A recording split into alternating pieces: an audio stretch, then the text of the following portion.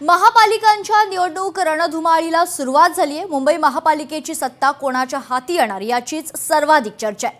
मुंबई महापालिका आपल्या ताब्यात हवी यासाठी महायुती आणि ठाकरे बंधू यांच्या युतीत जोरदार चढाओढ सुरू आहे। त्याला कारणही तसंच आहे। मुंबई महापालिका हे सर्वाधिक मोठं आर्थिक सत्तेचं केंद्र आहे। या महापालिकेचे आर्थिक बजेट तब्बल 74,000 कोटी रुपयांचं आहे। देशात छोट्या राज्यांचे आर्थिक बजेट एवढं असतं तेवढंच खरं तर एका मुंबई महापालिकेचं बजेट आहे। म्हणूनच मुंबईची सत्ता आपल्याकडे खेचण्यात राजकीय पक्षांना विशेष रस असतो। राजकारण्यांच्या मते मुंबई महापालिका ही सोन्याची अंडी देणारी कोंबडी आहे। पाहूयात।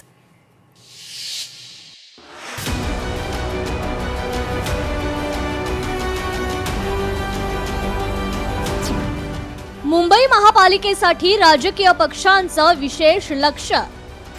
मुंबई महापालिकेची सत्ता काबीज करण्यासाठी पक्षांची चढाओढ। मुंबई महापालिकेचे आर्थिक बजेट तब्बल 74,000 कोटी। मुंबई महापालिका ही आशियातील सर्वात श्रीमंत महापालिका। महापालिका निवडणुकांच्या पार्श्वभूमीवर राज्यातील प्रमुख शहरांचा बजेट चर्चेच्या केंद्रस्थानी असतं। विकास, पायाभूत सुविधा, सार्वजनिक सेवा आणि नागरिकांच्या दैनंदिन आयुष्याशी थेट निगडीत असणाऱ्या निर्णयांची दिशा या बजेटमधून ठरते। हजारो कोटींच्या बजेटवर नियंत्रण म्हणजे विकासाची दिशा, कंत्राटांचं वाटप आणि नागरी सेवांवरील पकड हे लक्षात घेता महापालिकांमधील सत्ता काबीज करण्यासाठी राजकीय पक्षांमध्ये तीव्र स्पर्धा पाहायला मिळते। म्हणूनच कोणत्या शहराची किती आर्थिक ताकद हा प्रश्न तेथील स्थानिक राजकीय नेत्यांसाठी महत्त्वाचा ठरत असतो।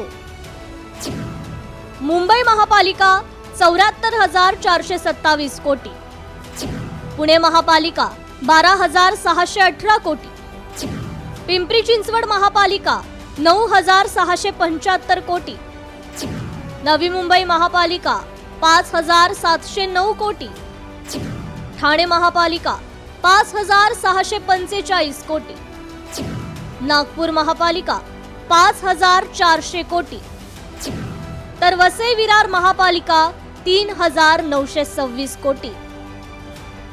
मुंबई महापालिका ही आशियातील सर्वात मोठी आणि श्रीमंत महापालिका म्हणून ओळखली जाते।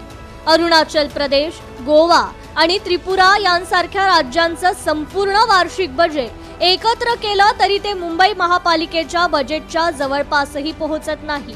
भूतान, फिजी, मालदीव यांसारख्या देशांची अर्थव्यवस्था ही मुंबई महापालिकेपेक्षा कमी आहे। त्यामुळेच मुंबई महापालिकेची सत्ता ज्याच्या हातात जाते त्याच्या हातात देशाच्या केंद्रस्थानी असलेली आर्थिक आणि राजकीय सत्ता राहते।